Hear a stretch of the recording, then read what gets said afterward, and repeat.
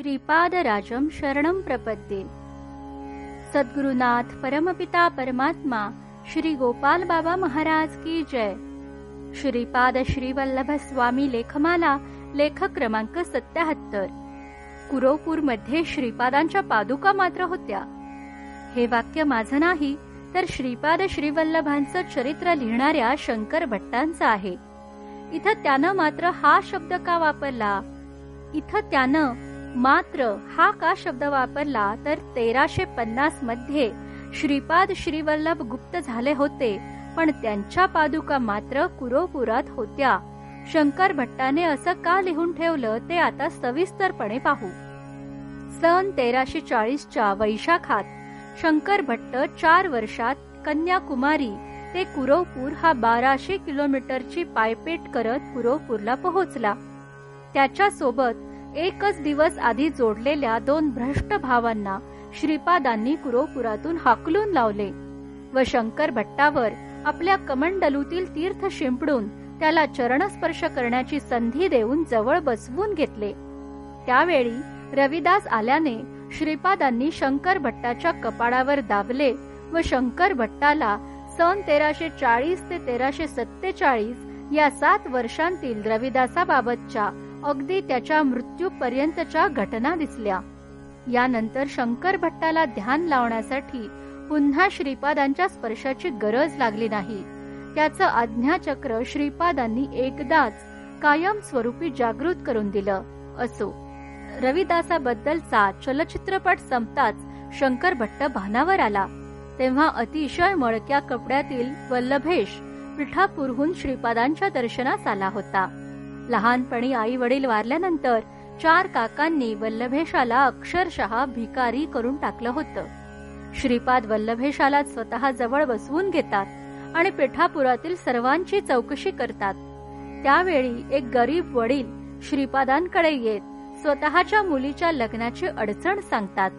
श्रीपाद आज्ञा करतात की या वल्लभेशाला तुझी मुलगी दे आणि उद्या सकाळी कृष्णेच्या पैल तीरावर गरुड पुराणातील मंत्रांसह दोघांचे लग्न लावून दे आणि श्रीपाद आशीर्वाद म्हणून हळकुंड देतात। उद्या सकाळी कृष्णेच्या पैल तीरावर गरुड पुराणातील मंत्रांसह दोघांचे लग्न लावून दे व श्रीपाद आशीर्वाद म्हणून हळकुंड देतात। शंकर भट्ट देखील श्रीपाद आज्ञेनुसार लग्नविधीसाठी पैल तीरावर जातात। दुसऱ्या दिवशी सकाळी लग्नविधी संपन्न होऊन सर्वजण पुनश्च श्रीपादांच्या दर्शनास येतात। त्यावेळी दर्शन देत श्रीपाद सर्वांना ध्यानात बसायला सांगतात। शंकर भट्ट ध्यानस्थ होताच शंकर भट्टास वल्लभेशाच्या आयुष्यातील सन 1350चा म्हणजे 10 वर्षांनंतरचा मोठा प्रसंग दिसतो। त्यामध्ये वल्लभेश हा हळदीचा मोठा व्यापारी होतो, भरपूर धनाची कमाई करतो। व्यापारात लाभ झाल्यास कुरोपूरमध्ये सहस्त्र म्हणजे 1000 ब्राह्मणांना भोजन द्यायचं तो कबूल करतो। आज कुरोपुरात ब्राह्मणांची म्हणजे पुजाऱ्यांची फक्त 2 घरं आहेत। मुळात एकच घर, कारण राजू भटजी आणि रवी भटजींचे दिवंगत वडील श्रीपाद भटजी हे वासुदेव भटजींचे भाऊ। आज जर 2 घरं तर त्यावेळी म्हणजे सन 1340 ते 1350च्या दरम्यान 1000 ब्राह्मणांना भोजन कसे देणार होते? तर कुरोपूर ही कुरु राजाला उपदेश केलेली भीमा कृष्णा संगमाची पुण्यभूमी, तीर्थक्षेत्र असल्याने येथे वेद विद्यापीठ होते आणि हजारो वेदशास्त्र संपन्न पंडित येथे कदंब, चालुक्य, राष्ट्रकूट, चौल राजवटीत राहत होते। त्यामुळे या भूमीला राजाश्रयामध्ये अग्रहार हा दर्जा दिला होता। आजही ही भूमी सरकारी दप्तरी अग्रहार म्हणूनच नोंदवलेली आहे। श्रीपाद श्रीवल्लभ सन 1340 मध्ये येथे आले तेव्हाही हे अग्रहार होते। श्रीपादांनंतर मोगलांच्या वारंवार होणाऱ्या आक्रमणानंतर येथील पंडित स्वतःला वाचवण्यासाठी नाईलाजाने येथून निघून गेले। पुन्हा मूळ कथानकाकडे येऊ तर वल्लभेशाला व्यापारात भरपूर धनप्राप्ती होऊनही आश्वासन दिल्याप्रमाणे सहस्त्र ब्राह्मण भोजनासाठी कुरोपूरला जाऊ जाऊ असं सुरू असताना सन 1350 मध्ये श्रीपाद श्रीवल्लभ कुरोपूरला गुप्त झाले। इथे शंकर भट्ट म्हणतो की श्रीपाद कुरोपूर मध्ये अदृश्य होऊन गुप्त रूपात होते म्हणजे साध्या मानवी नजरेला चर्मचक्षुला ते दिसत नव्हते. हे लिहिताना शंकर भट्ट लिहितो, कुरवपूर मध्ये श्रीपादांच्या पादुका मात्र होत्या. शंकर भट्टाने ध्यानात जे पाहिले ते लिहून ठेवले आहे, कारण हे पाहताना तो श्रीपादांजवळ बसलेला होता. वल्लभेश कुरवपूरला निघतो. वाटेत त्याच्या जवळील धनासाठी 4 चोर त्याचा खून करतात. त्रिशूळधारी श्रीपाद तेथे प्रकटतात. भस्म लावून वल्लभेशाला पुन्हा जिवंत करतात आणि 4000 ब्राह्मणांना जेवण देण्याची ऐपत असलेला वल्लभेश कुरवपूरला येऊन दिलेलं वचन पूर्ण करतो. हे ओघानं पुढं चरित्रात येतं. मूळ विषय आहे श्रीपाद श्रीवल्लभ अदृश्य झाल्यानंतर त्यांच्या कुरवपुरातील पादुका. त्या कशाच्या होत्या, कशा स्वरूपात होत्या आणि नेमक्या कुठं होत्या? श्रीपाद श्रीवल्लभ सन 1350 मध्ये अदृश्य झाल्यानंतर शंकर भट्ट श्रीपादांच्या आज्ञेनुसार 3 वर्ष म्हणजे सन 1353च्या गुरुद्वादशी पर्यंत कुरवपुरातच होता.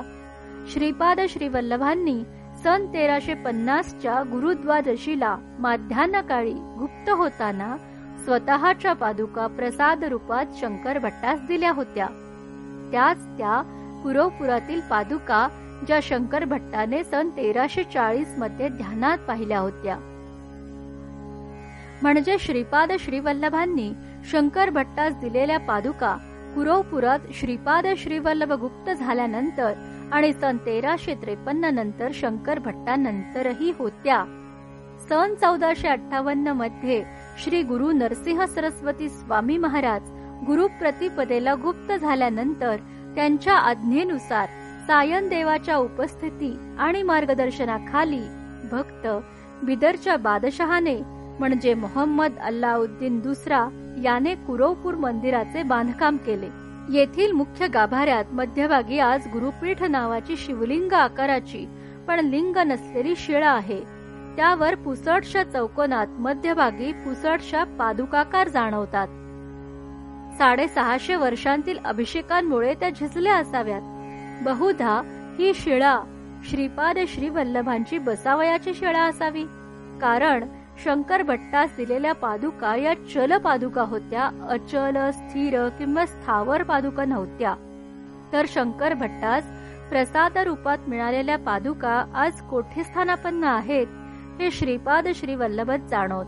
हिराचंद गोपालचंद कोठारे. दिगंबरा दिगंबरा श्रीपाद वल्लभ दिगंबरा.